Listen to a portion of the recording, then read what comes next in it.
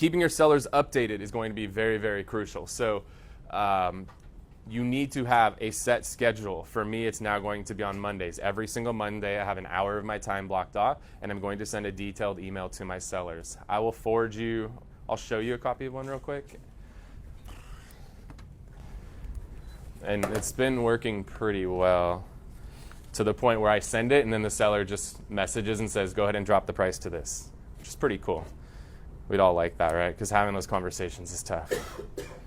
But we need to practice having those conversations about doing price reductions. That's something that's typically a very uncomfortable conversation, but we're going to have to get comfortable being uncomfortable. Jeez.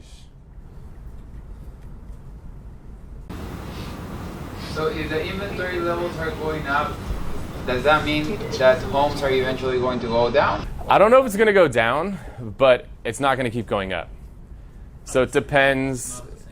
Yeah, because anytime supply goes up, price doesn't go up with supply. They typically are inverse.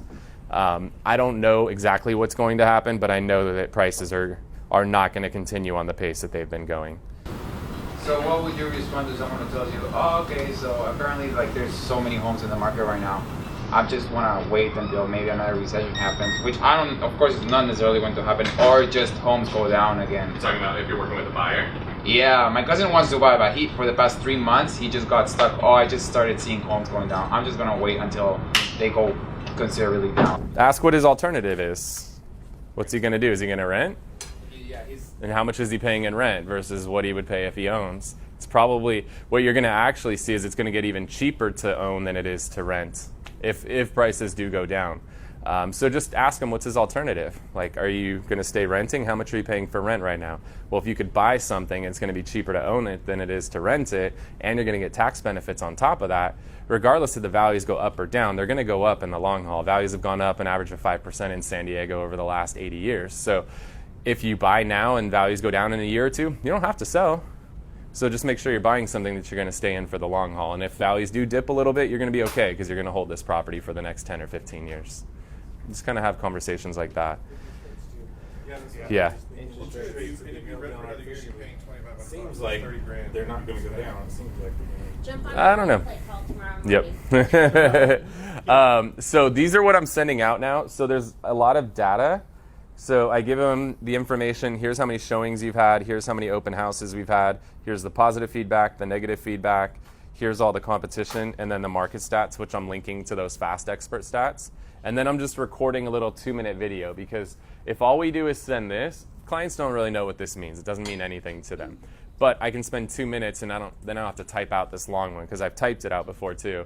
But send a little video with it and then give your recommendations of what they should do. And so I'm just reiterating in there, you know, hey, when we first met, like we said, the expectation is that we're going to see 2 to 3 showings a week. If we don't see 2 to 3 showings a week, it's the market letting us know that we need to make an adjustment on the price. Also, like I had another one that I sent recently. Can you show us the video too? You want me to play it? Yeah, I don't know if audio will. And this is with BombBomb. So I love BombBomb because it turns it into an animated GIF.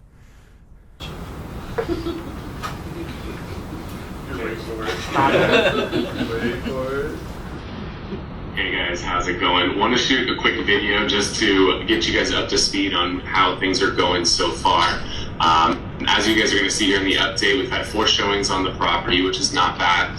Our goal is to see an average of 2 to 3 showings per week and to see an offer come in within 10 showings. So we had one offer come in, it didn't pan out.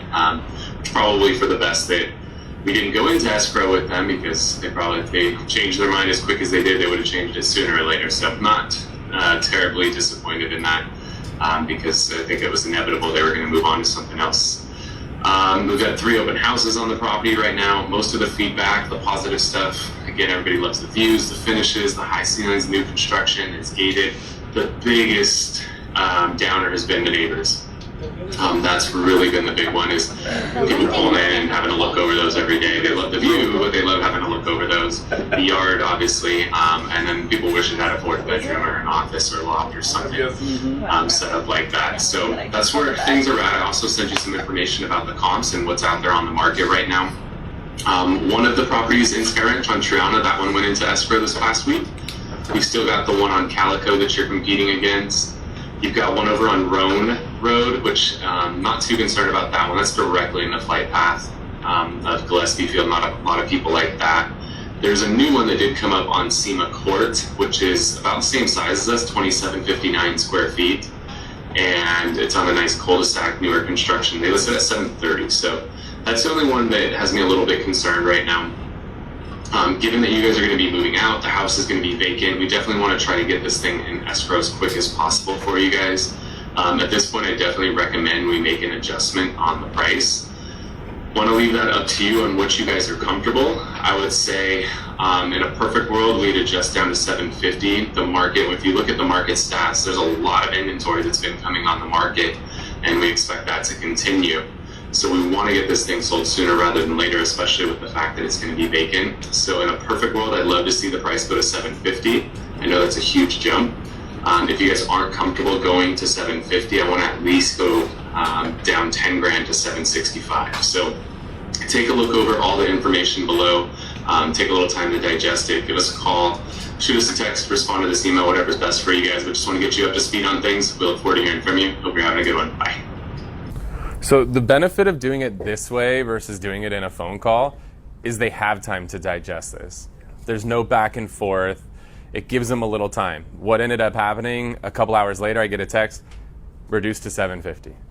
That's awesome, because trying to explain all of this with the back and forth, that could be a 30-minute long phone call. So by doing it this way and giving them a little time to pull up the stuff, digest it, it's just a much better way to go. So if we can do this every week on every listing that we have out there that's active, this makes it impossible for a seller to ever come back to us and say like, hey, you didn't communicate, you didn't keep me updated, you didn't talk to me.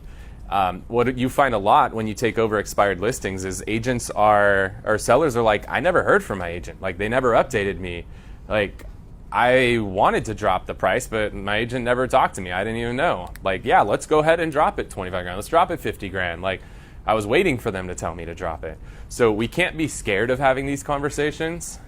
We need to get comfortable getting uncomfortable and having these uncomfortable conversations. I'll send this example out so you guys have it. This is one way to do it. I did another one where it was like more text heavy. I like the video though because it took me 2 minutes to record this video, where if I typed out everything I said there, that's probably 10 or 15 minutes of typing. And when I do it in video, I can show emotion and empathy and stuff like that. So yeah. So this is my preferred way to do this moving forward. If you don't want to spend the money on BombBomb, Russell has posted multiple videos how to use something called Soapbox, which is pretty much the same thing, but it's free. So if you guys don't want to invest, I think it's like $35 a month for BombBomb. I like BombBomb because I like how it's animated and stuff. It's just more appealing, and it shows them it's only a 2-minute long video. So I like BombBomb, but if you don't want to spend the money on BombBomb, check out Soapbox. It's free, and it allows you to embed a video in your email just like this. So it's totally up to you which route you want to go with that. But that's what I've been doing. It's been working really well. I think you guys saw last week we got a bunch of our prices dropped, and like Iowa, we put that in escrow. So something else, when you do a price drop, the first thing you need to do is go back to every single agent who's shown it, every single lead that you have for it, and make sure they know, because the person who did offer on Iowa was somebody who had looked at it over a month ago. And the price drop now got it down to the number where they saw alignment, right? So we've talked about if you don't get an offer within 10 showings, there's a misalignment. And that misalignment is alignment between the price and what they're getting for the price. So the problem was people were going out. We had 23 showings on that property. So, it was priced right for the neighborhood, but the house wasn't aligning with the price. Well, so the house was here, the price was here. We got the price to here. Now we were in alignment. We made a deal happen. Seller's happy, even though it's way less than what they wanted, but they're happy because now we're in escrow. And you'll find your sellers, it's so tough to get these price reductions and all of that, but then once it goes in escrow, like all that's forgotten and they're excited again. So you just got to get comfortable having price reduction conversations.